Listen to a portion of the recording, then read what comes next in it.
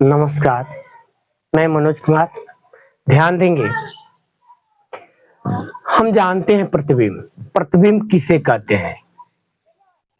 जब किसी वस्तु को किसी दर्पण के समीप ले जाते हैं तो उस वस्तु का उस दर्पण में एक आकृति बन जाती है, जिसे प्रतिबिंब कहते हैं। फिर सुनेंगे, जब किसी वस्तु को किसी दर्पण के समीप ले जाते हैं तो उस वस्तु का उस दर्पण में एक आकृति बन जाती है, एक पिक्चर बन जाती है, जिसे प्रतिबिंब कहते हैं।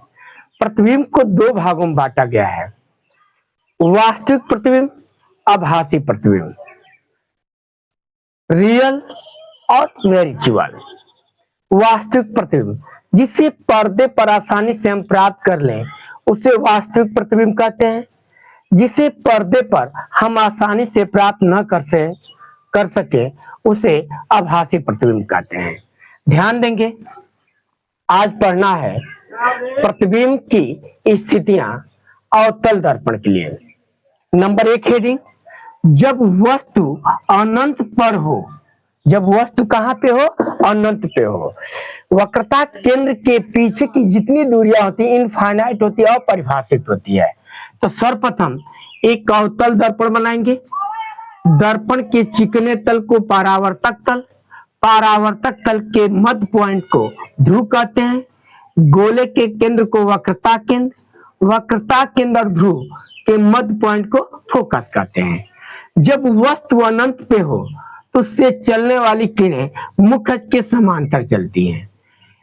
दोनों किरणें दर्पण से टकराकर परावर्तन के पश्चात जिस बिंदु पर मिलती है उसे मुख्य फोकस कहते हैं। अतः वस्तु अनंत पे हो तो उसका प्रतिबिंब फोकस में बनेगा, सूक्ष्म बनेगा, उल्टा होगा और वास्तविक होगा।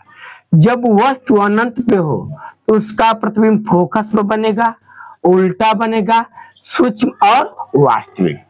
दूसरे हेडिंग आता है, जब वस्तु अनंत और वक्रता केंद्र के मध्य हो।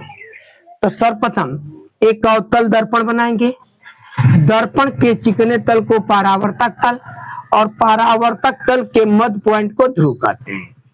गोले के केंद्र को वक्रता केंद्र, वक्रता केंद्र और ध्रुव के मध्य पॉइंट को फोकस कहते हैं। वक्रता केंद्र और अनंत के बीच में एक वस्तु रखेंगे। हेडिंग पर ध्यान देंगे, जब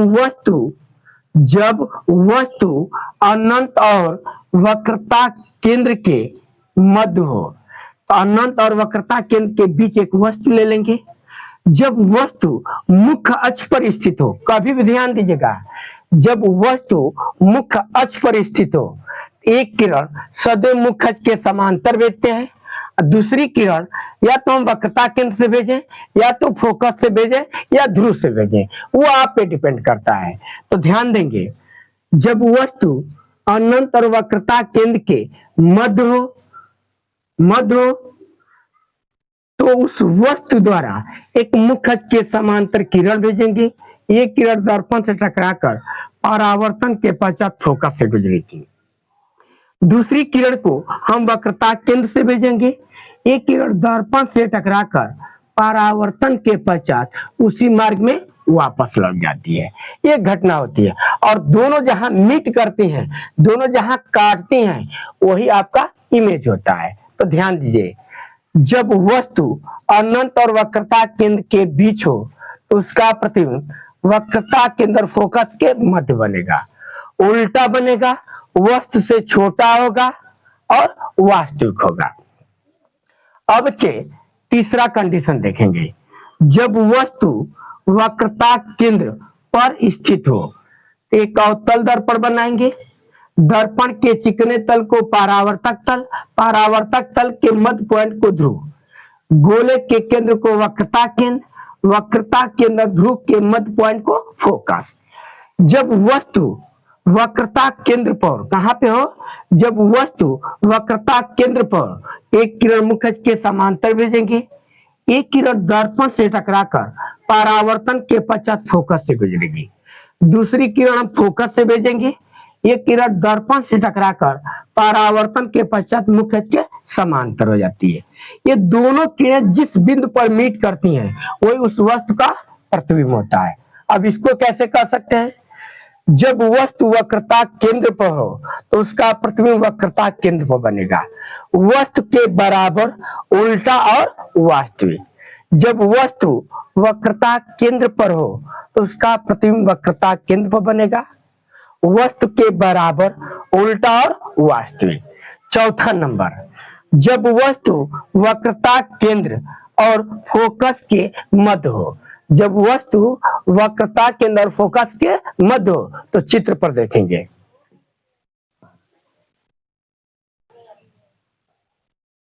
अब 4 नंबर देखेंगे, जब वस्तु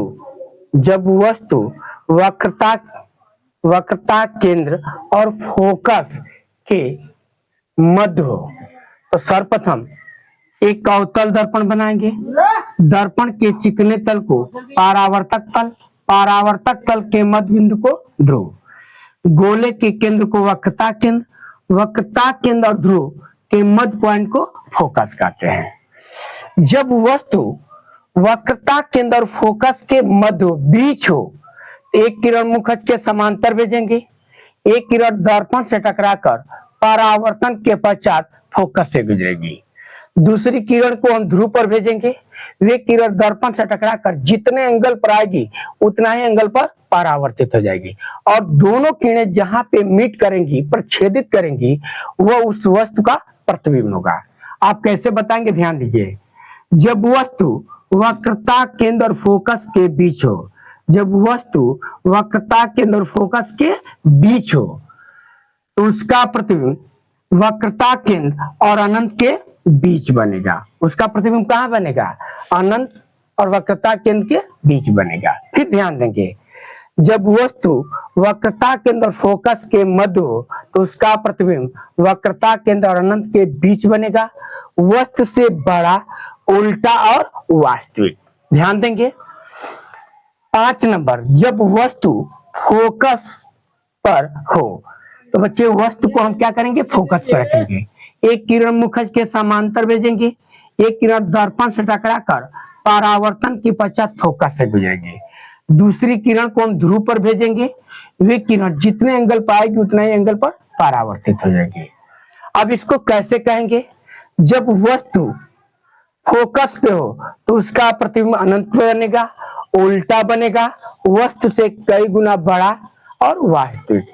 जब वस्तु फोकस पे हो तो उसका प्रतिबिंब अनंत पे बनेगा, उल्टा बनेगा, वस्तु से कई गुना बड़ा और वास्तविक। अब 6 नंबर देखेंगे।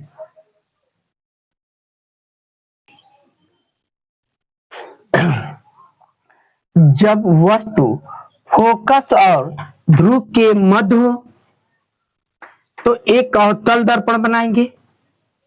दर्पण के चिकने तल को परावर्तक तल के मध्य पॉइंट को ध्रुव, गोले के केंद्र को वक्रता केंद्र ध्रुव के मध्य बिंदु को फोकस। जब वस्तु फोकस और ध्रुव के मध्य हो, एक किरण मुखज के समांतर भेजेंगे, एक किरण दर्पण से टकराकर फोकस से गुजरेगी, दूसरी किरण हम ध्रुव पर भेजेंगे, ये जितने एंगल पर गिरेगी उतने ही एंगल पर परावर्तित हो जाएगी, और पीछे की तरफ आभास करेंगे कि दोनों जिस पॉइंट पर काटेंगे वही उसका प्रतिबिंब होगा। इधर तो मिलेगा नहीं तो आभास करेंगे तब प्रतिबिंब बनेगा। ध्यान देंगे, जब वस्तु फोकस और ध्रुव के मध्य हो तो उसका प्रतिबिंब दर्पण के पीछे बनेगा, सीधा बनेगा, वस्तु से बड़ा और आभासी। कोई दिक्कत? ध्यान देंगे, अगले लेक्चर में हम यह तथा आर में संबंध पढ़ेंगे। इसके साथ थैंक यू, धन्यवाद।